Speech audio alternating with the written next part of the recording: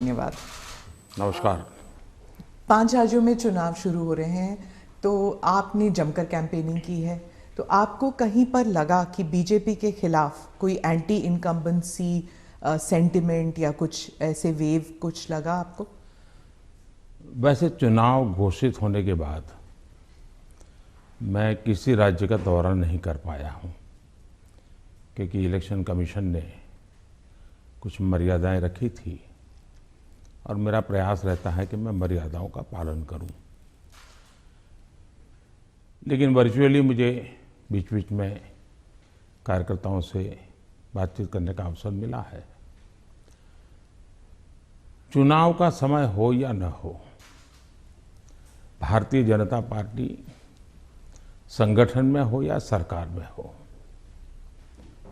हम हमेशा जनता जनार्दन की सेवा में लगे रहते हैं। और जब सरकार में होते हैं तो बहुत अधिक तीव्रता से, अधिक विस्तार से सबका साथ, सबका विकास, इस मूल मंत्र को लेकर के जी जान से जुटे रहते हैं। और मैं इस चुनाव में भी सभी राज्यों में देख रहा हूं कि भारतीय जनता पार्टी के प्रति लहर है। भारी बहुमत से भारतीय जनता पार्टी जीतेगी और भारतीय जनता पार्टी को सेवा करने का मौका इन सभी 5 राज्यों की जनता देगी। और ये भी सही है कि जिन राज्यों में हमें सेवा करने का मौका मिला है, उन्होंने हमें परखा है, हमारे काम को देखा है और उसका परिणाम होगा। पहले के ज़माने में पॉलिटिकल फील्ड में एनालिसिस करते समय एक शब्द पॉपुलर हो चुका है, एंटी इनकम्बेंसी। मैं समझता हूं कि हमारे देश में वक्त बदला, लेकिन कभी कभी टर्मिनोलॉजी नहीं बदली। और ये कारण ये है कि पहले जो सरकारें चलती थी वो फाइलों पे हस्ताक्षर करना, मनमर्जी के लोगों की फाइल को प्रायोरिटी देना, योजनाएं चुनाव को केंद्र में रख के घोषित करना और कभी कभी जाकर के फीते काट के चले आना, शिलान्यास करके चले आना। डिलीवरी के तरफ कभी योगदान उनका ध्यान नहीं रहता था। उनको लगता था घोषणा हो गई, यानी विज्ञान भवन में दिया जलाया तो उनको लगता था काम हो गया। और जब लोगों को काम नजर नहीं आता है और घोषणाएं बार बार सुनने को मिलती हैं, तब एंटी इनकम्बेंसी का जन्म होता है। लेकिन जब काम करने का प्रयास दिखता है, दिन रात की मेहनत दिखती है, आसपास में कुछ न कुछ पॉजिटिव होता हुआ दिख रहा है, तो फिर एक विश्वास बनता है कि वहाँ हो रहा है तो कल मेरे यहाँ भी होगा। गरीब को घर उसको मिल गया तो कल मुझे भी गरीब हूँ, मेरा घर इस बार लाइन नंबर नहीं लगा लेकिन कल मुझे मिलेगा। ये विश्वास पैदा होता है। और इसके कारण भारतीय जनता पार्टी के कल्चर में जहाँ भी हमें स्थिरता के साथ काम करने का मौका मिला है, वहाँ एंटी इनकम्बेंसी नहीं, प्रो इनकम्बेंसी का माहौल होता है। और भारतीय जनता पार्टी हमेशा प्रो इनकम्बेंसी को लेकर के चुनाव में अधिक ताकत से उभर करके आती है। पर उत्तर प्रदेश में एक खासियत रही कि एक ही पार्टी को दोबारा चांस नहीं देते हैं, मौका नहीं मिलता है। लेकिन आपको लगता है कि इस बार जो है, क्योंकि 3 चुनावों में उन्होंने बीजेपी को वोट दिया है, 2014 में, 17 में, 20 में आपको वोट दिया, तो आपको क्या लगता है कि आपने ही बहुत अच्छे ढंग से इस बात को कह दिया है कि 2014 में हमें वोट मिला, फिर 2017 में मिला, 19 में, हाँ, फिर 2019 में मिला, यानी 3 बार मिला। मतलब जो पुरानी थियरी है, एक बार आओ एक बार जाओ वाला, उत्तर प्रदेश ने पहले ही नकार दिया है। जब पहले ही नकार दिया है तो अब क्यों आगे बढ़ाएगा? भारतीय जनता पार्टी ने अनुभव किया है कि हमें 14 में स्वीकार किया, फिर काम देखा, 17 में स्वीकार किया। काम देखा 19 में स्वीकार किया, काम देखा 22 में स्वीकार करेंगे। जी। सभी तस्वीरों में जो पोस्टर्स छपती हैं उनमें मोदी जी की तस्वीर होती है और योगी जी की। जहां पर चीफ मिनिस्टर कैंडिडेट है वहां पर चीफ मिनिस्टर कैंडिडेट का होता है, नहीं तो मोदी जी की तस्वीर होती है हर जगह। तो अगर क्या हम ये मान के चल सकते हैं कि जो राज्य के चुनाव होते हैं एक किस्म से एक रेफरेंडम है सेंटर की पॉलिसीज को भी, सिर्फ स्टेट की नहीं, सिर्फ सेंटर की भी पॉलिसीज? आप देखिए, भारतीय जनता पार्टी एक कलेक्टिव लीडरशिप में विश्वास करती है, सामूहिकता में विश्वास करती है और हम स्तर पर सामूहिक रूप से काम करने के आदी हैं। वो तस्वीर प्रधानमंत्री की नहीं है, वो भारतीय जनता पार्टी के कार्यकर्ता की तस्वीर है जिसको नरेंद्र मोदी कहते हैं। और कार्यकर्ताओं के साथ मेरा खड़ा रहना मेरे लिए गर्व का विषय होता है। अगर मेरे साथी कार्यकर्ताओं के बीच में मेरी भी फोटो होती है तो मैं भी उन कार्यकर्ताओं जैसा लगता हूँ। मुझे लगता है हाँ, मैं भी इन्हीं के बराबर हूँ, मैं किसी से ऊपर नहीं हूँ, किसी से आगे नहीं हूँ। तो मेरे लिए तो उस फोटो का मतलब इतना ही होता है। और देश की जनता भी ऐसे, ये जो फैशन हो गई है कि हर चुनाव या ना फलाने का, हर चुनाव ढीकने का, मैं समझता हूँ ये चुनाव हमारे कार्य का है, हमारे आचार विचार का है, हमारी नीतियों का है और सबसे ज़्यादा हमारी नीयत का है। और मैं मानता हूँ देश उसको समर्थन कर रहा है। तो अगर पार्टी जीतती है इलेक्शन में तो बीजेपी कहती है ये मोदी की जीत है, तो अगर हारती है तो क्या आप इसको एक कभी कभी पर्सनल भी लेते हैं कि, और क्या मंथन चलता है पार्टी में आप बाकी लीडर्स के साथ बैठ के कि गलती कहाँ पे हुई और कहाँ पे हमको रोल बैक करना चाहिए या गलतियां सही करनी चाहिए? आपने बहुत सही सवाल पूछा है। भारतीय जनता पार्टी, हम चुनाव हार करके ही जीतने लगे हैं। हमने बहुत पराजय देखे हैं, जमानतें जब्त होती देखी है। मैं तो तब राजनीति में नहीं था, लेकिन एक बार मैंने देखा कि चुनाव में ये जनसंघ था उस समय, शायद दीपक निशान था उनका, और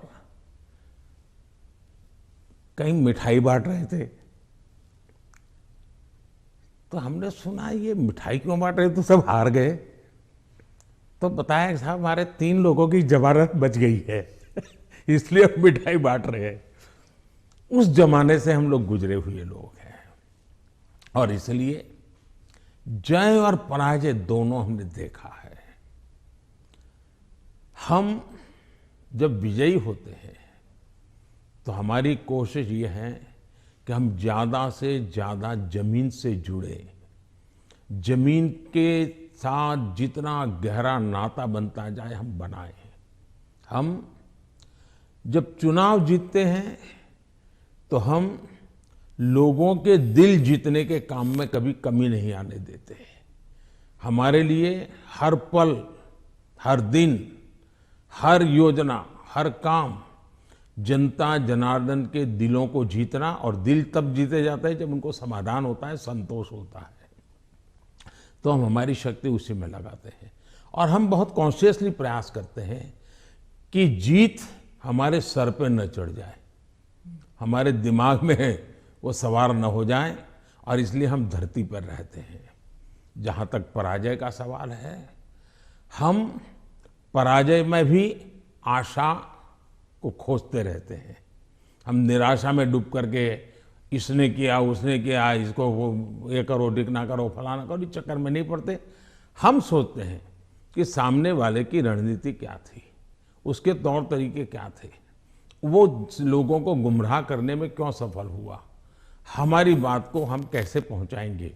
हम औरों का भी अभ्यास करते हैं, हमारा भी अभ्यास करते हैं, हम स्थितियों का भी अभ्यास करते हैं, हम उस प्रकार के योजनाओं का भी अभ्यास करते हैं और फिर हम आगे की रणनीति बनाते हैं। हम हर चुनाव से सीखते हैं, चुनाव जय का हो या चुनाव पराजय का हो। हमारे लिए चुनाव एक प्रकार से ओपन यूनिवर्सिटी है जिसमें हम नए रिक्रूटमेंट के लिए अवसर भी मिलता है और अपने आप को तराशने का भी अवसर मिलता है। तो हम चुनाव को एक प्रकार से हमारा एजुकेशन का पीरियड मानते हैं।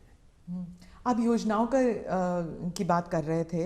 अखिलेश जी कहते हैं कि उत्तर प्रदेश में कोई योजनाएं आपकी नहीं थी, माने बीजेपी की नहीं थी, वो उनकी अपनी योजनाएं हैं। आप अपना अमली जामा पहनाते हैं और आप अपनी उपलब्धि बताते हैं उसे।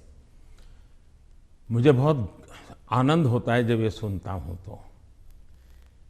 योगी जी की इतनी मेहनत और इतनी सफल योजना, उसको साकार करना और उसको कभी कोई एनकैश करने के लिए इधर उधर की बातें करता है, तो मैं उसमें से एक अर्थ ये निकालता हूं कि योगी जी की ये योजना इतनी अद्भुत है, असंभव को उन्होंने संभव करके दिया है, तभी जाकर के विरोधी भी उसको कैश करने के लिए मैदान में उतर पड़े हैं।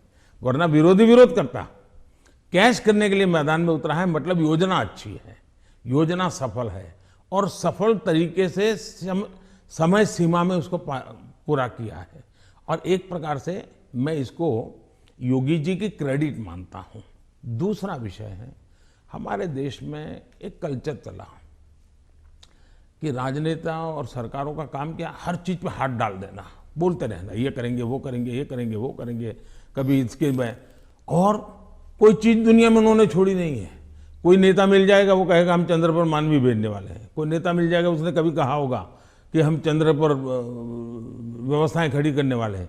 और 100 साल के बाद भी, 50 साल बाद, 30 साल भी कोई कर देगा तो वो कहेंगे हाँ देखो हमने उस समय कहा था। तो ऐसे लोग तो बहुत मिल जाएंगे। आपने क्राइम फ्री उत्तर प्रदेश का जिक्र किया है आपने भाषणों में, पार्लियामेंट में भी आप कर रहे थे। आपने कहा कि समाजवादी पार्टी जो है वो दंगाइयों की पार्टी है। आपने और योगी जी ने कहा कि गुंडे हैं उस पार्टी में। तो क्या आप और समाजवादी पार्टी कहती है कि उनकी खामियां हैं और इसलिए वो हम पर एलिगेशंस करते हैं। क्या आप ये आप कैटेगोरिकली कह सकते हैं कि यूपी जो है वो क्राइम फ्री की तरफ बढ़ रही है और ये हो सकता है, संभव है? पहली बात है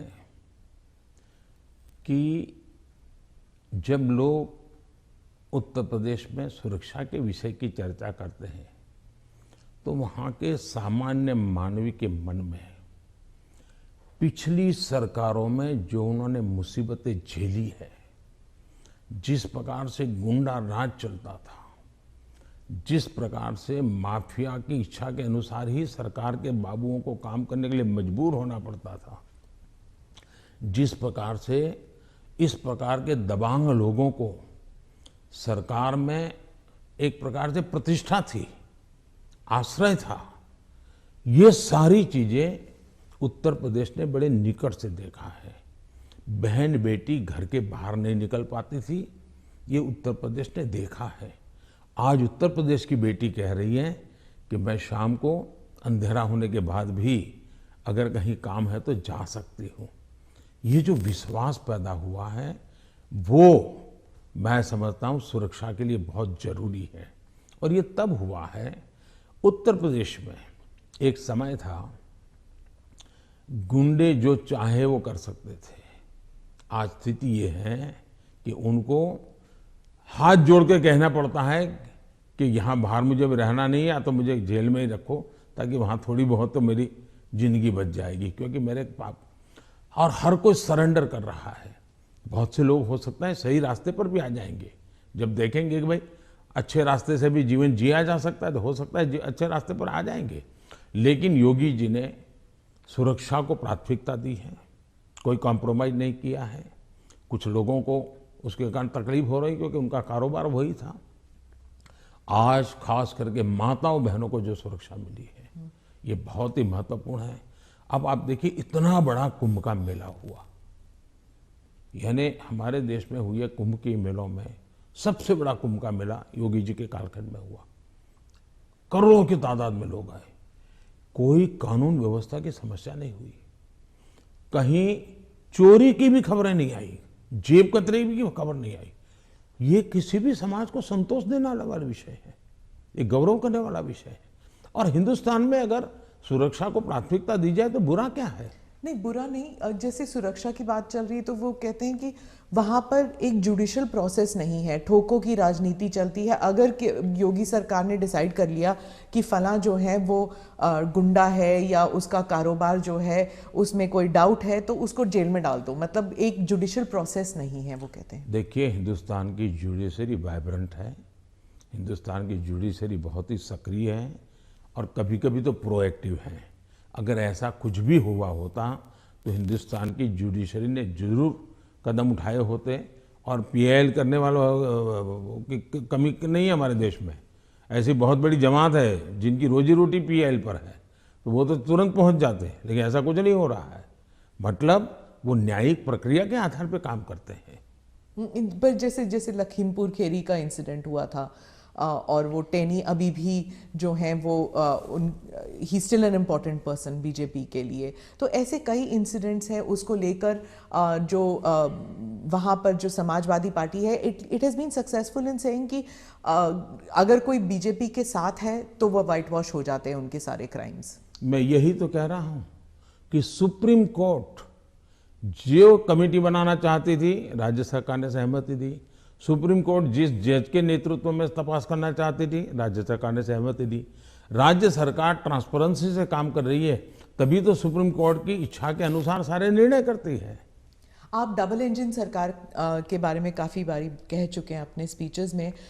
डबल इंजन सरकार से आप विश्वास जगाना चाहते हैं इलेक्टोरेट में कि विकास जल्दी हो जाएगा अगर दोनों तरफ, मतलब सेंटर में भी और स्टेट में भी बीजेपी की सरकार रहेगी।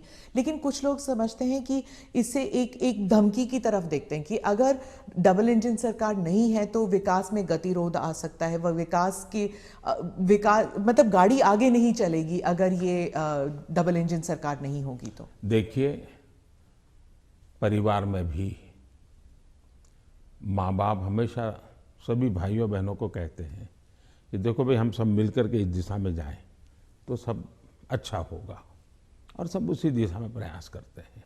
कोई एक दूसरे के विपरीत नहीं करता है। इतना बड़ा देश है, अगर हम एक दूसरे से विपरीत करेंगे तो हमारे संसाधनों नष्ट हो जाएंगे, हमारे देश की भलाई करने की गति रुक जाएगी। और इसलिए देश के लिए बहुत आवश्यक है कि लोगों के कल्याण के काम हम मिल बैठ के करें और ज़्यादा तेजी से करें। और उसमें भी अगर हम राजनीति करने जाएंगे, मेरा राज्य है, मैं मेरी मर्जी से करूंगा, ऐसा करेंगे तो कितना नुकसान होता है। मैं एक योजना बताता हूं। अब जैसे आयुष्मान भारत योजना, आयुष्मान भारत योजना गरीब जो बीमारी में है उसको 5 लाख रुपए तक बीमारी में स्वस्थ होने के लिए सहायता करता है। भारत सरकार करती है, पैसे भारत सरकार दे रही है। राज्यों को तो लेना है, देना कुछ नहीं है। कुछ राज्यों में अपनी अपनी योजनाएं हैं, हमें कोई इससे इतराज भी नहीं है। हम नहीं कहते कि योजना बंद करो, लेकिन इससे फायदा ये होता है कि मान लीजिए उत्तर प्रदेश का कोई नागरिक है और केरल गया हुआ है और वहां उसको कुछ हो गया, तो ये योजना ऐसी है कि केरल में भी उसको ट्रीटमेंट मिलेगी। उसको उत्तर प्रदेश में ही बीमार होगा तो लाभ होगा ऐसा नहीं, केरल में भी। इसका मतलब कि आयुष्मान भारत योजना से जुड़ना मतलब दोनों इंजन जुड़ जाएंगे तो गरीबों को लाभ होगा कि नहीं होगा। लेकिन कुछ राज्य ऐसे हैं जिनको लगता है नहीं, हम आयुष्मान भारत से नहीं जोड़ेंगे। दिल्ली में क्या ऐसी सरकार है। अब दिल्ली का नागरिक हिंदुस्तान के किसी कोने में जाएगा और वहां कुछ हुआ तो उसको वो लाभ नहीं मिलेगा। अब क्या कारण है कि इसका विरोध किया जा रहा है। उसी प्रकार से हमने one nation one ration card क्यों किया कि भाई कोई भी मजदूर हिंदुस्तान के किसी भी कोने में जाएगा, एक ही राशन कार्ड होगा। अगर वो महाराष्ट्र में है तो भी उसको फेयर प्राइस ऑफ से उसको अनाज मिल जाएगा। अब 2 राज्य ऐसे निकले जिनको सुप्रीम कोर्ट को डंडा मारना पड़ा, कहना पड़ा कि भाई one nation one ration card गलत क्या है, तुम लागू करो। अब इसलिए हम कहते हैं कि डबल इंजन की सरकार होती है तो गरीबों को सबसे ज्यादा लाभ होता है। अब जैसे जीएसटी कानून आया, पहले हमारे देश में हर जगह पर टैक्सेशन की सिस्टम इतनी अलग अलग थी कि विदेश के निवेशक जो होते थे उनको बहुत दिक्कत होती थी। भाई हमें एक राज्य में अगर कारखाना लगाते हैं तो हमें वहाँ इस प्रकार का प्रॉब्लम होता है, दूसरे में लगाते हैं तो दूसरा होता है। अब जीएसटी होने के कारण उनको भी सहूलत हो गई। तो हम जो ये कह रहे हैं कि भाई डबल इंजन की सरकार, हम ऐसी व्यवस्थाएं करें, अपनी विविधता को बनाए रखना है, भारत की विविधता ही उसकी ताकत है, लेकिन व्यवस्थाओं को भी बनाए रखना है।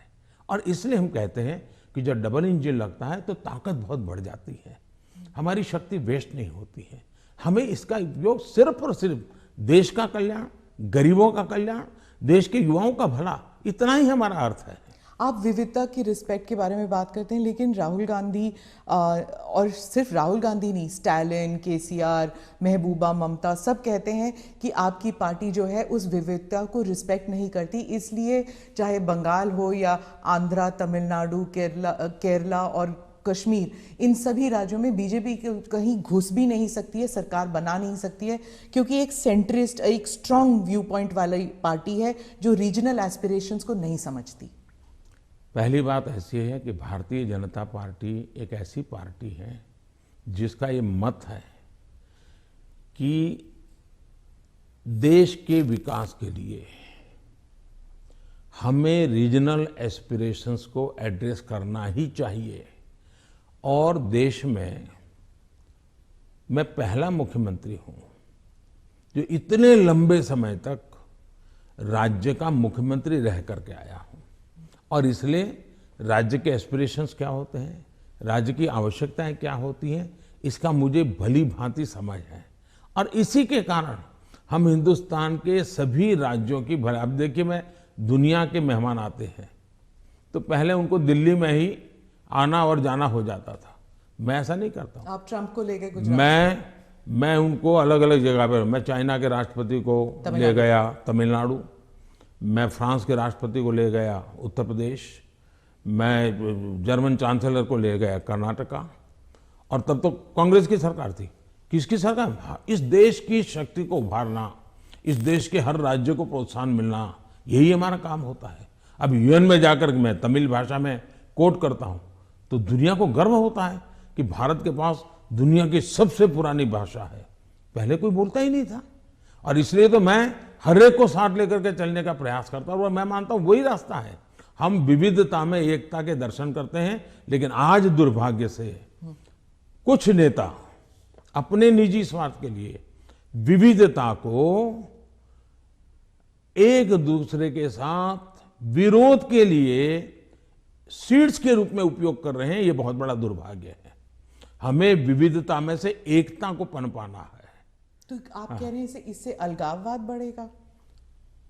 पिछले 50 साल का अनुभव यही है, उन्होंने यही किया है, हर चीज पे देश को बांटो, राज करो, और उसी में से अलगाव पैदा होता है। लेकिन भारत का चरित्र ये नहीं है, भारत के नागरिकों का चरित्र ये नहीं है।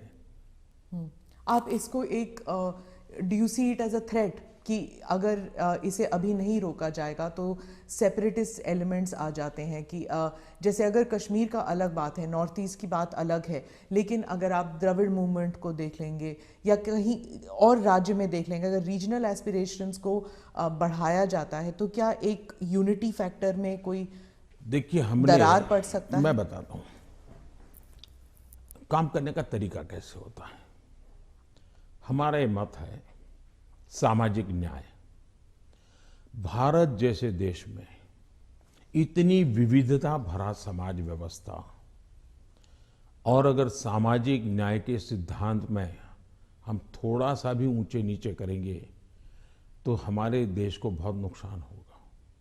इसलिए समाज का छोटे से छोटे तबके के व्यक्ति को भी विकास में पूरा सहयोग मिलना चाहिए और विकास के लिए अवसर मिलना चाहिए। जैसे समाज के अंदर सामाजिक न्याय की आवश्यकता है, वैसे ही राष्ट्र में भी कोई एक इलाका बहुत आगे बढ़ जाए और कोई इलाका पीछे रह जाए तो कभी भी देश का भला नहीं होगा।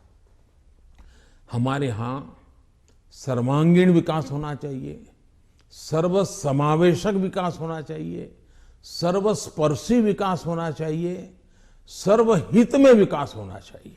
और इसलिए हम एक विषय लेकर के आए जिसमें भी मैं देख रहा हूं कि सभी राज्य हमारे साथ मिलकर के कंधे से कंधा मिलाकर के काम कर रहे हैं।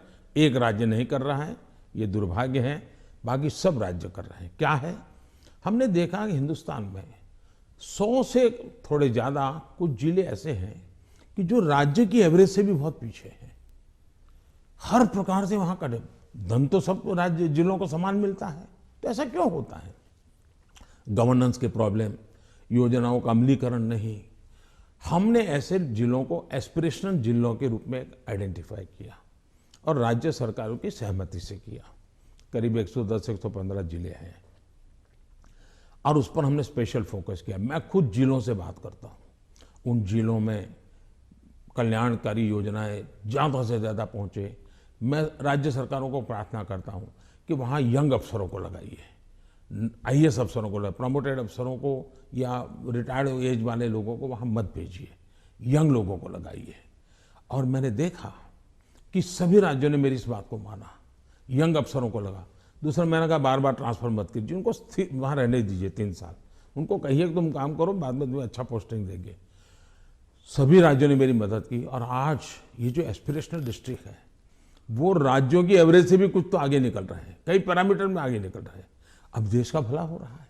तो मेरा फेडरलिज्म में छोटे से छोटी इकाई का भी भला हो। अब जैसे ऑप्टिकल फाइबर नेटवर्क हिंदुस्तान के हर गांव में जाना चाहिए। हम लगे हैं, पैसे लगा रहे हैं, पूरी ताकत लगा रहे हैं। क्यों? हमें तो पूरे देश को ऊपर लाना है। यही तो रीजनल एस्पिरेशंस को एड्रेस करने का हमारा तरीका है। ये बात चलती है कि ये मोदी दी एडमिनिस्ट्रेटर है। अब अगर आप मोदी द पॉलिटिशियन के बारे में बात करूं तो जो पोलराइजेशन हमारे सोसाइटी में है वो हर इलेक्शन में उभर कर आती है, जाति के नाम पर हो या धर्म के नाम पर हो। कोई ना कोई किस्सा जरूर हो जाता है इलेक्शन से पहले। तो मोदी दी एडमिनिस्ट्रेटर आपने बता दिया आपने क्या क्या किया है, मोदी द पॉलिटिशियन नहीं कर पाया है अभी तक। पहली बात है कि भारतीय जनता पार्टी, उसका मंत्र है सबका साथ, सबका विकास, सबका विश्वास और सबका प्रयास। हमने हमारे इन सिद्धांतों को कभी बदला नहीं है। आपने मेरे मुंह से सैकड़ों बार इसको सुना होगा और मैं तो देख रहा हूं इन दिनों दुनिया के देश भी मेरे इस वाक्य का अपनी भाषा में ट्रांसलेशन करके सुनाते हैं कि मोदी इन सिद्धांतों पे काम करते हैं। और इसलिए हम मानते हैं कि सबका साथ, यही हमारा मंत्र रहा, हम करते हैं। समाज व्यवस्था तो है ही है, इसको तो कोई नकार नहीं सकता है। लेकिन हैरानी तब होती है जब मैं देख रहा हूं मीडिया में हम समाज को कोई दबा कुचला वर्ग हो, उसकी चिंता हमको करनी चाहिए, क्यों नहीं करनी चाहिए। लेकिन हम कहेंगे भाई इस समाज में अगर पंथ के आधार पर देखें तो इस संप्रदाय में इस प्रकार की जाति व्यवस्था का वर्णन करेंगे और इस समाज में हम कभी नहीं करेंगे।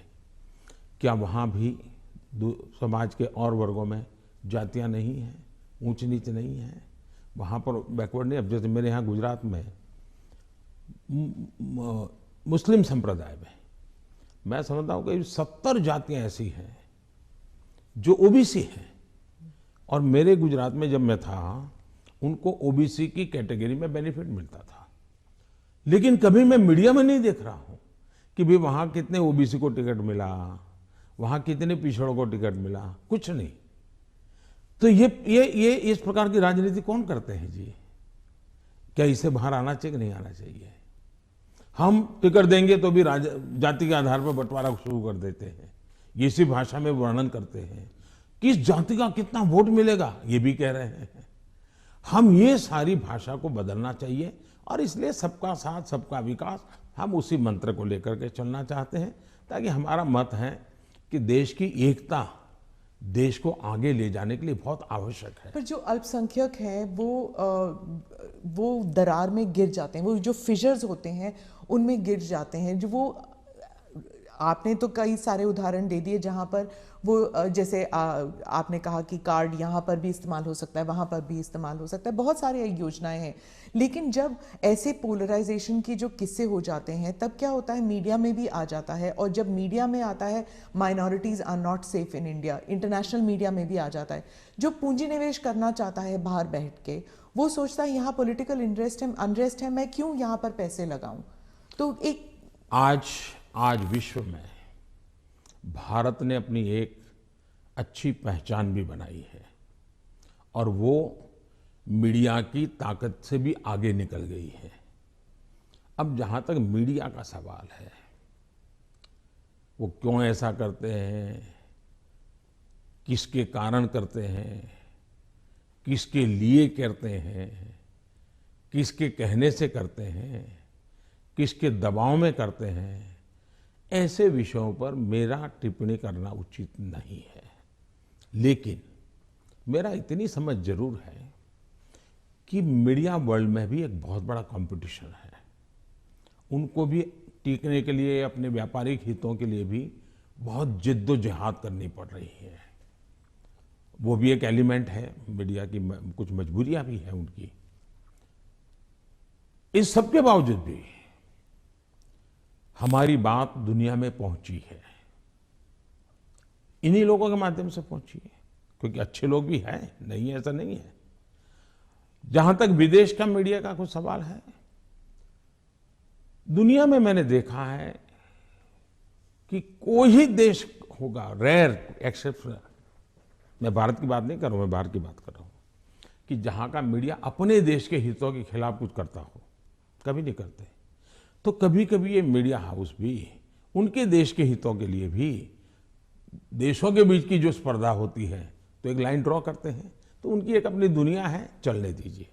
लेकिन आप देखिए क्या कारण है कि आज सबसे ज्यादा एफडीआई है भारत में। क्या कारण है? सबसे ज्यादा एफआईआई है। क्या कारण है इतना निवेश आ रहा है?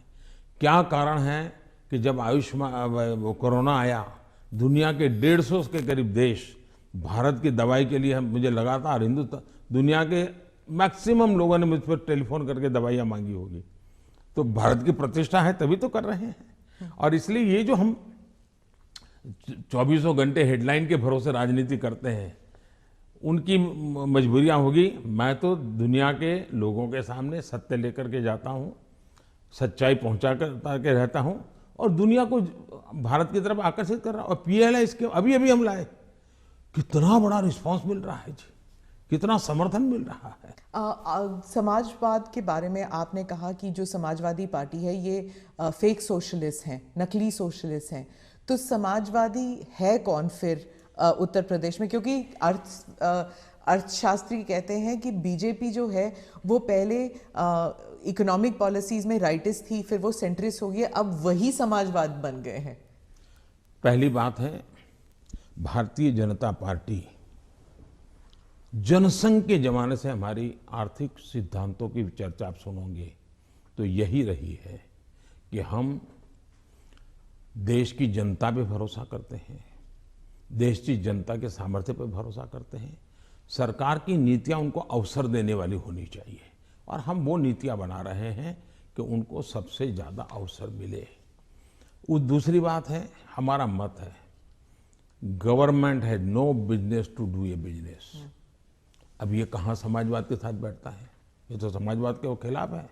सरकार का काम है गरीब के लिए भोजन की चिंता करो, सरकार का काम है गरीब के लिए घर बनाओ, सरकार का काम है गरीब के लिए शौचालय बनाओ, सरकार का काम है गरीब को पीने का शुद्ध पानी दो, सरकार का काम है गरीब अगर बीमार है तो उसको इलाज की व्यवस्था करो, सरकार का काम है गरीब गांव-गांव तक कुछ रास्ते बनाओ, लोगों को जाने आने की सुविधा करो। सरकार का काम है कि हमारा देश का एग्रीकल्चर ताकत जो है विश्व के बाजार में कैसे पहुंचे, इसके लिए कुछ व्यवस्था करो। छोटे किसान, उसको दरकिनार किया गया, उसकी चिंता करो। और मेरी प्राथमिकता यही है, मुझे लोगों को घर देना है, मुझे गरीबों को शौचालय देना है, मुझे गरीबों को धुएं से मुक्त करना है, मुझे गरीबों को घर में शुद्ध पीने का पानी पहुंचाना है, मुझे गरीब के बच्चों को पढ़ाना है। अगर कोई इसको समाजवाद कहता है तो मुझे ये समाजवाद मंजूर है, तो वोट क्योंकि होगी मैं समाज के लिए हूं। लेकिन मैं जो चर्चा करता हूं नकली समाजवाद, वो ये है, ये पूरी तरह परिवारवाद है। लोहिया जी का परिवार कहीं नजर आता है क्या? वो भी तो समाजवादी थे। जॉर्ज फर्नांडिस का परिवार नजर आता है क्या? वो भी समाजवाद थे। नीतीश बाबू हमारे साथ काम कर रहे हैं, वो भी तो समाजवादी हैं। परिवार कहीं नजर आता है क्या? ये समाजवादी लोग हैं। लेकिन ये लोग देखिए, पूरा परिवार। मुझे एक बार किसी ने चिट्ठी भेजी थी, मैं तो भूल गया आज। उन्होंने कहा कि इनके परिवार से, ये सपा जो है उत्तर प्रदेश का, 45 लोग ऐसे थे जो किसी न किसी पद पर थे। एक ही फैमिली के 45 लोग। और किसी और ने मुझे कहा कि उनके पूरे परिवार में 25 साल की उम्र के करीब करीब सभी व्यक्ति को चुनाव लड़ने का मौका दिया गया है। क्या ये परिवारवाद का लोकतंत्र के लिए खतरा है? इसलिए मैं कह रहा हूं। तो अखिलेश और जयंत दोनों कहते हैं कि परिवारवाद सिर्फ उनकी पार्टी में नहीं, आपकी पार्टी में भी है। राहुल गांधी भी कहते हैं कि परिवारवाद से जुड़े मतलब सेकंड जनरेशन लीडर्स तो आपकी पार्टी में भी हैं। बहुत बहुत फर्क है। ये फर्क, अच्छा सवाल पूछा आपने। मैं थोड़ा विस्तार से जवाब दूंगा, बुरा मत मानिए। लेकिन देश की जनता को मैं झूठ के सामने सत्य समझाना चाहता हूं। एक परिवार से अनेक लोग जनता के बीच में जाएं, एक परिवार से 2 लोग जाएं, 3 लोग जाएं और जनता उनको चुनाव करके भेजे, वो एक राजनीति का पहलू है। लेकिन दूसरा, एक परिवार के लोग ही उस पार्टी के अध्यक्ष बने, उस पार्टी के ट्रेजरर बने, उस पार्टी का पार्लियामेंट्री बोर्ड बने। पिताजी अगर नहीं कर सकते हैं तो बेटा अध्यक्ष बने, बेटा नहीं कर सकता है और बूढ़ा हो गया है तो उसका बेटा अध्यक्ष करे, पिता नहीं रहे तो पुत्र करे। ये जो विरासत और वारसा बारिश के रूप में चल रहा है, डायनेस्टी के रूप में चल रहा है, कोई डायनेमिक्स है ही नहीं, ओनली डायनेस्टी। ये जब बनता है, पार्टी परिवार की बन जाती है। और आप देखिए हिंदुस्तान की बर्बादी कहां से हो रही है। जम्मू कश्मीर से शुरू करिए, 2 पार्टियां मेन रही वहां, दोनों परिवार की पार्टियां हैं। अभी तक उसका कोई नया नेता देखा ही नहीं। आज देश में जो 18 से 40 साल की उम्र के लोग हैं, उन्होंने इन पार्टियों के जितने नेता देखे, एक ही परिवार के देखे हैं। दोनों पार्टी, पंजाब में देखिए परिवार वाली पार्टी, आप हरियाणा में देखिए परिवार की पार्टी, उत्तर प्रदेश देखिए परिवार की पार्टी, झारखंड देखिए परिवार की पार्टी, आप तमिलनाडु में जाइए परिवार की पार्टी। ये परिवार ही पार्टी चलाता है।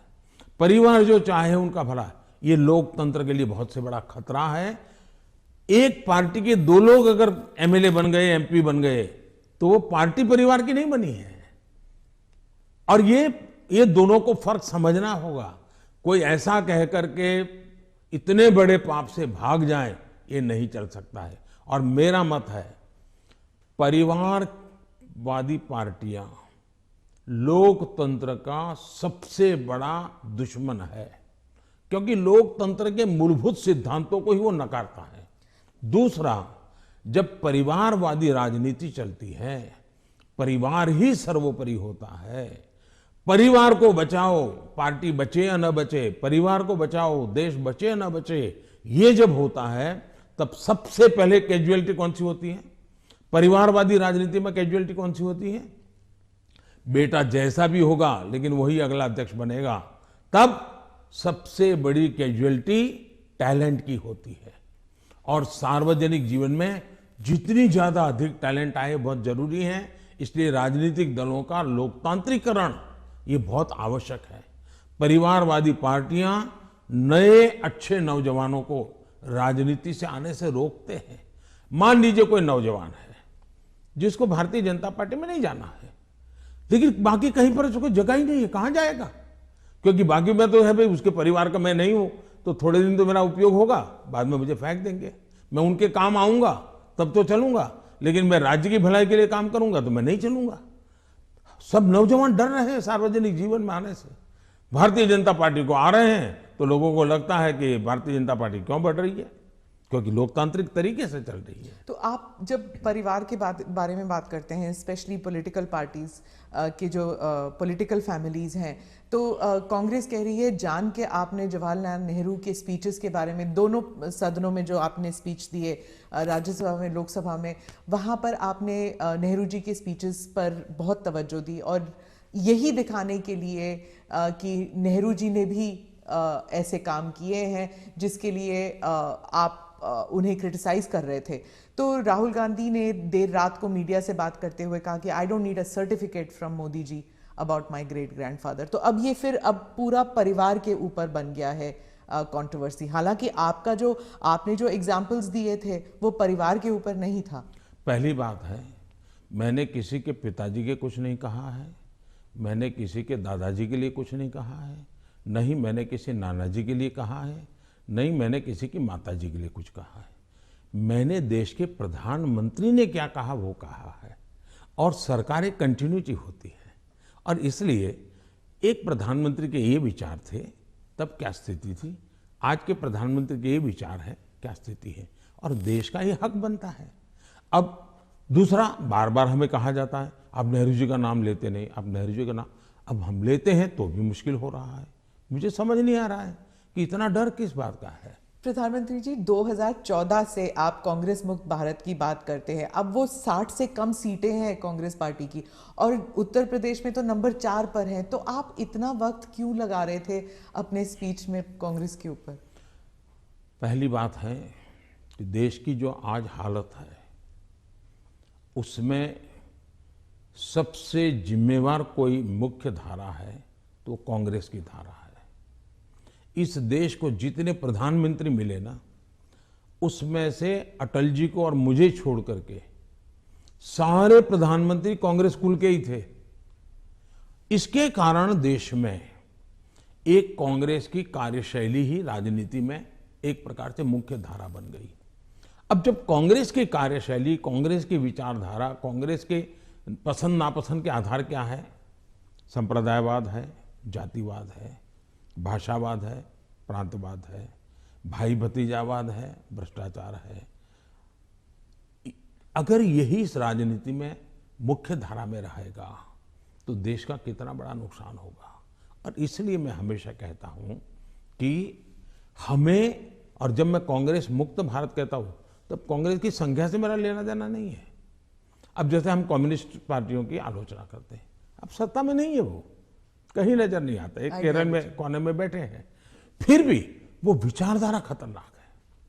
उसी प्रकार से कांग्रेस ने जो राजनीति में की चरित्र की मुख्य धारा बनाई हुई है वो देश को तबाह कर रही है। अगर अच्छी कार्यशैली होती है, अच्छे तौर तरीके होते हैं तो देश आज से पहले बहुत आगे निकल चुका होता। बहुत रुका हुआ, ठहरा हुआ, जनता ने कुछ कर लिया तो कर लिया, ये हुआ है। उत्तर प्रदेश पे ही वापस आती हूँ। वहाँ पर जो ऑप्टिक्स की बात कर रही हूँ, जो पहले चरण में जो चुनाव होने वाले हैं, ऑप्टिक्स में ऐसे लग रहा है जैसे दो युवा नेता हैं, अखिलेश और जयंत, और दूसरी तरफ बहुत ही पावरफुल योगी जी और मोदी जी, जो सरकारी मशीनरी का दुरुपयोग कर रही है, कह रहे हैं, और उनके साथ है ईडी, उनके साथ है जुडिशरी, उनके साथ है मीडिया। तो एक अनइवन प्लेइंग ग्राउंड है। आप क्या कहेंगे इस बारे में? पहली बात है कि ये दो लड़कों वाला खेल तो हमने पहले भी देखा था, और इतना अहंकार था कि उन्होंने गुजरात के दो गधे ये शब्द प्रयोग किया था, और उत्तर प्रदेश की जनता ने उनको हिसाब दिखा दिया। और एक बार तो दो लड़के भी थे और एक बुआ जी भी उनके साथ थी, फिर भी उनके हाल नहीं बना, क्योंकि उत्तर प्रदेश इस प्रकार के जोड़ से अगर किसी को 25 साल पर मताधिकार मिलता है, मान लो 25 साल पर चुनाव लड़ने का हक मिलता है, मान लीजिए, मताधिकार तो 18 साल में मिल जाता है, लेकिन 25 साल पर उसको चुनाव, लेकिन कोई पिताजी ऐसा कहे कि देखो मेरा ये बेटा है वो 10 साल का है, ये बेटा है 15 साल का, दोनों 25 के हो गए, उनको चुनाव लड़ने दो, तो कोई लड़ने देगा क्या? तो इस प्रकार के मेलजोल से चलता है क्या?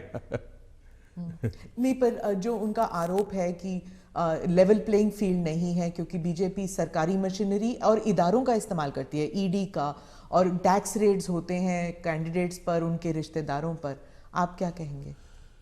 हिंदुस्तान में भ्रष्टाचार ये दिमक की तरह देश को परेशान कर रहा है कि नहीं कर रहा है? ऐसे लोगों के खिलाफ जनता ने हर बार आवाज उठाई कि नहीं उठाई है? अगर मैं कुछ न करूं तो जनता मुझे माफ करेगी क्या? जहां से भी सरकार को जानकारी मिलेगी, सरकार ने कदम उठाना चाहिए कि नहीं उठाना चाहिए? और कदम उठाने के बाद अगर देश के खजाने में अरबों खरबों रुपये आ रहे हैं तो मेरी तारीफ होनी चाहिए। अच्छा, चुनाव के समय हिंदुस्तान में हर बार चुनाव चलता रहता है भाई, तो सरकार काम करना बंद कर दे क्या? चुनाव आप एक बार तय कर लीजिए भाई, 5 साल में एक बार ही चुनाव होगा, सब मिलकर के चुनाव लड़ेंगे, सभी राज्यों के साथ होंगे, केंद्र का साथ में होगा, सारा खर्चा भी बच जाएगा, तो फिर कभी ईडी भी नहीं दिखाई देगा, सीबीआई भी नहीं दिखाई देगा। अब क्या करे? वो तो सरकारी दफ्तर है, वो अपने अपने तरीके से काम करते हैं, वो स्वतंत्र तरीके से काम करते हैं, चुनाव बीच में आ जाता है, करेंगे क्या? वो तो अपने टाइम टेबल से चलते रहते हैं, जहां से उनको जानकारी मिलती है करते हैं, सरकार का उसमें कोई रोल भी नहीं होता है।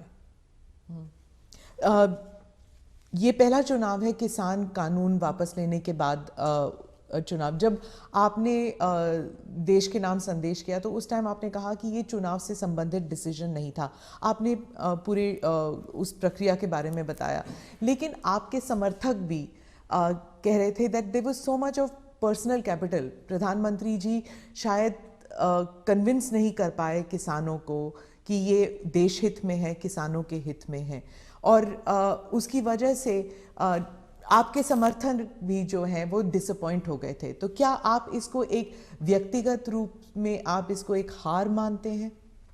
देखिए, मैं किसानों के दिल जीतने के लिए निकला हुआ इंसान हूं। मैं छोटे किसानों का दर्द समझता हूं और मैंने हमेशा उनके दिल जीतने का प्रयास किया है, और हिंदुस्तान भर के किसानों का मैंने दिल जीता भी है, मेरा साथ दिया है, समर्थन किया है। लेकिन मैंने कहा था, उस दिन भी कहा था टीवी में, कि मैंने किसानों की भलाई के लिए कदम उठाए, लेकिन आज देश के हित में मैं वापस कर रहा हूं। मैं समझता हूं इसको अधिक विस्तार मुझे करने की जरूरत नहीं है। बाद के घटनाक्रमों से पता चलेगा कि क्यों जरूरत पड़ी थी। तो क्या आप एक डायलॉग करने के लिए फिर से तैयार हैं, किसानों को कन्विंस करने के लिए? इस देश के लोकतंत्र का ये सबसे पहला कर्तव्य बनता है, लोकतंत्र में जनप्रतिनिधि का और सरकार का, कि जनता के साथ संवाद करते ही रहना चाहिए, और हम लगातार करते हैं। हम कभी भी संवाद टूटना जिसके पक्ष में है ही नहीं। हर किसी को मुझे भी सुनना चाहिए, मेरी सरकार को भी सुनना चाहिए, और बातचीत करना ही चाहिए। बातचीत हमेशा होनी चाहिए, और इश्यू पर चर्चा ना हो ऐसा नहीं है। जैसे हम बजट के पहले बजट कैसा बने हद से क्यों पूछते हैं, किसानों से पूछते हैं कि बजट कैसा बनना चाहिए, उनके विचार लेते हैं। ये हम तो मानते हैं कि सब कुछ ज्ञान बाबुओं के पास है और नेताओं के पास है, ऐसा हम नहीं मानते। हमारे देश के पास, हर नागरिक के पास अनुभव है, हर नागरिक के पास ज्ञान का भंडार है।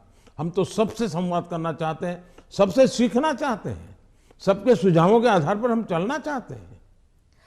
कोविड के टाइम, फर्स्ट वेव और सेकेंड वेव, उसके बारे में आपने अपने स्पीच में भी जिक्र किया कि उसे आपने कहा कि जो कोविड के अगेंस्ट जो हमारी लड़ाई थी वो वी वर विक्टोरियस, मतलब भारत जो है वो विक्टोरियस उभर के आया। लेकिन आपने ये भी कहा कि महाराष्ट्र की सरकार और दिल्ली की सरकार जो है वो नकारात्मक कार्य कर रही थी, लेकिन अरविंद केजरीवाल, राहुल गांधी और शिवसेना ने, तीनों ने कहा कि नहीं, ये गलत है। कोविड की लड़ाई में जो नाकामयाबी सरकार की थी, सेंट्रल गवर्नमेंट की थी, वो हम पे लादा जा रहा है। मैंने ये कहा कि कांग्रेस पार्टी, जब लॉकडाउन हुआ, WHO समेत सब लोग कहते थे कि जो जहां है वहां रहे, वो एक जगह से दूसरी जगह पे न जाए, वरना कोरोना के वो शिकार हो जाएगा, उसका जीवन को तकलीफ हो जाएगी। और उस समय कोरोना किस चाल से चलता है, उसका रूप रंग क्या है, कोई पता ही नहीं था दुनिया को। लॉकडाउन, अफरा तफरी में लॉकडाउन राज्यों ने शुरू कर दिए थे, राज्यों ने लगातार अपनी तरफ, और एक राज्य लॉकडाउन कर रहा है तो दूसरे, तो इसलिए नेशन वाइड कुछ करने की आवश्यकता बन गई थी। ये लोग भूल जाते हैं, लॉकडाउन पहले से ही राज्यों ने शुरू कर दिए थे। भारत सरकार ने तो बाद में लॉकडाउन का निर्णय करना पड़ा सबको एक साथ उसकी स्थिति सुधारने के लिए। दूसरी बात है, मैंने कहा कांग्रेस पार्टी ने फ्री टिकट दे करके लोगों को प्रोत्साहित किया कि आप जाइए। वो टिकट तो दिया उन्हें 500,000 लोगों को, लेकिन हवा बना दी कि जाओ। अब उस समय ये न करते तो हमारे देश के श्रमिकों को दो चार, क्योंकि भय का वातावरण तो था ही था, 2-4 दिन में चीजें संभल जाती उनको पर, तो बाद में व्यवस्थाएं खड़ी हो जाती। लेकिन उल्टा किया और पूरी ताकत श्रमिकों के लिए लगानी पड़ी। तब जाकर के योगी जी को हजारों बस भेजनी पड़ी यहाँ पर। यहाँ पर भी दिल्ली में आप पार्टी ने, उसके नेताओं ने जीपों में जाकर के झुपड़पट्टी में कहा है, वीडियो अवेलेबल है कि भाई आप जल्दी जाइए और वहां पहुंचिए, वहां से आप अपने घर पहुंच जाइए, यहां तो लॉकडाउन हो रहा है। भय पैदा कर दिया।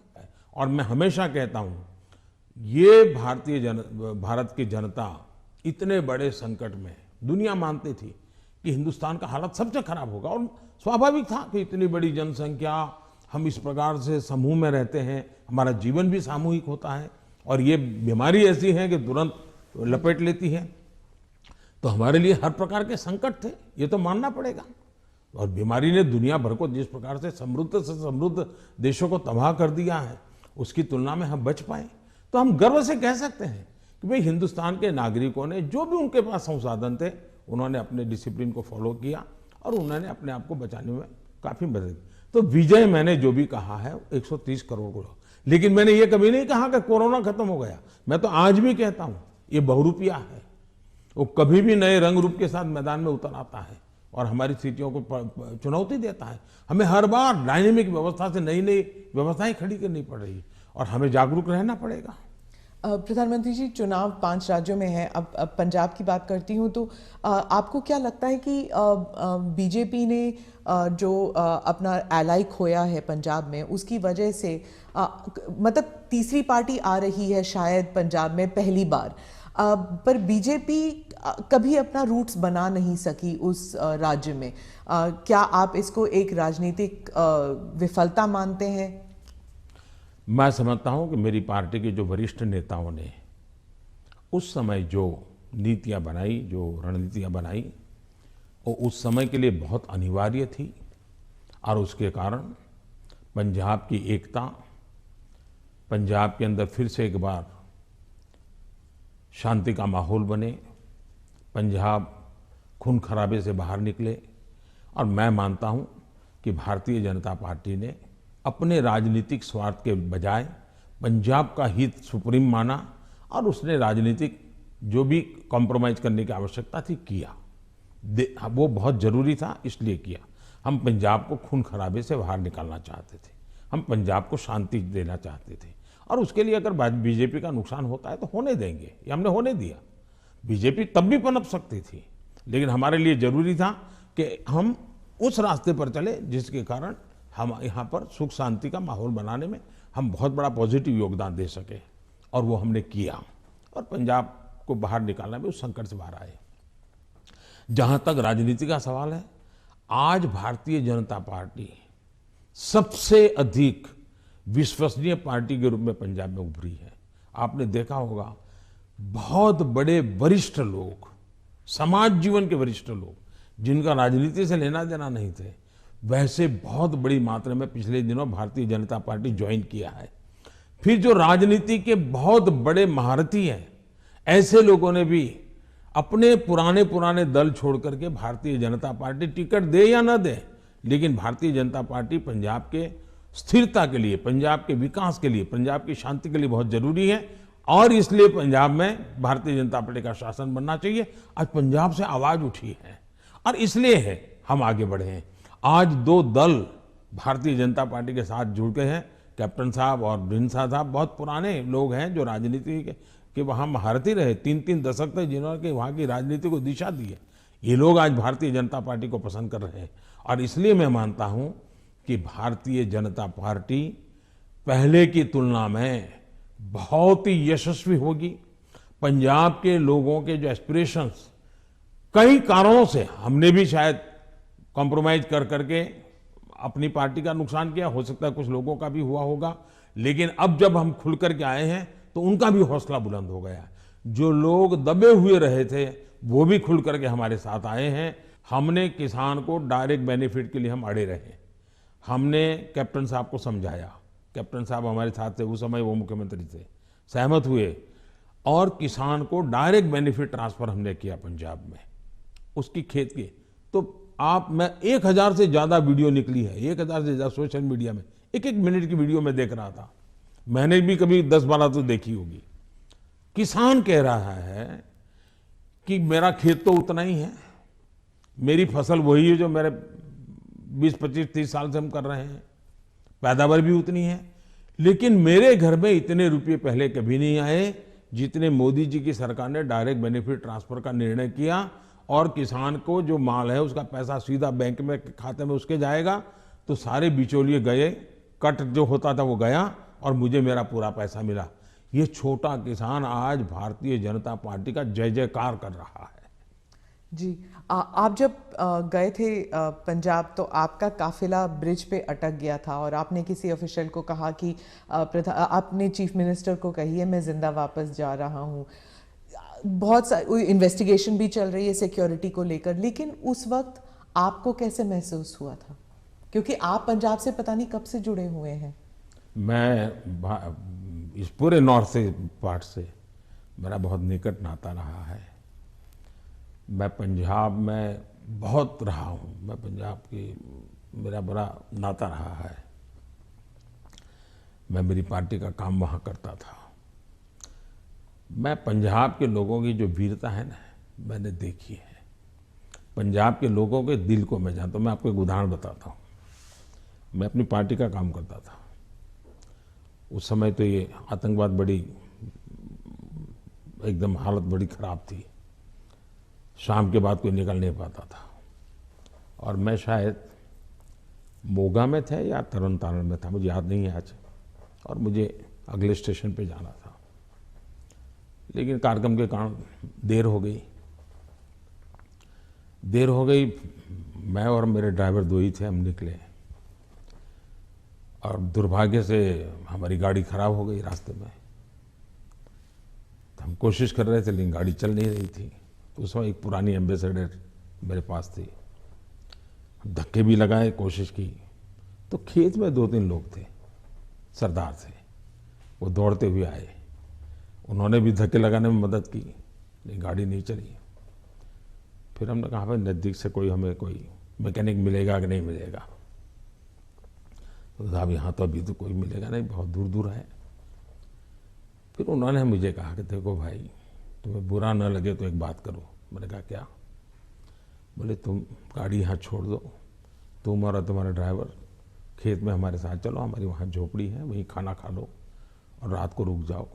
सरदार परिवार, जिस प्रकार से उन्होंने मुझे संभाला, उन्होंने कहा भाई कुछ भी हो तुम सुबह जाना, अब यहीं रुक जाओ। बाद में उनको पता चला मैं तो भाजपा का कार्यकर्ता हूँ। वो कहा ठीक है भाई, तुम भाजपा के हो, कुछ भी हो, तुम आज रात मेरे यहाँ रुको। मैं हैरान हूँ जी, खेत में उन्होंने अपनी जो छोटी सी जगह होती है उसमें रखा, मेरा खान पान की व्यवस्था की और सुबह उनका बेटा जाकर के एक मैकेनिक को ले आया, गाड़ी ठीक की और मैंने पंजाब का ये दिल देखा है जी। इन सरदारों के भावों को जानता हूँ मैं इतने। और मेरे तो गुजरात में, मेरे कच्छ में अंदर इतने मेरे परिवार हैं सरदार। मैंने जब लखपत में गुरुद्वारा का भूकंप में नुकसान हुआ था, मैं वहाँ गया देखने के लिए, मुझे बड़ा दर्द हुआ।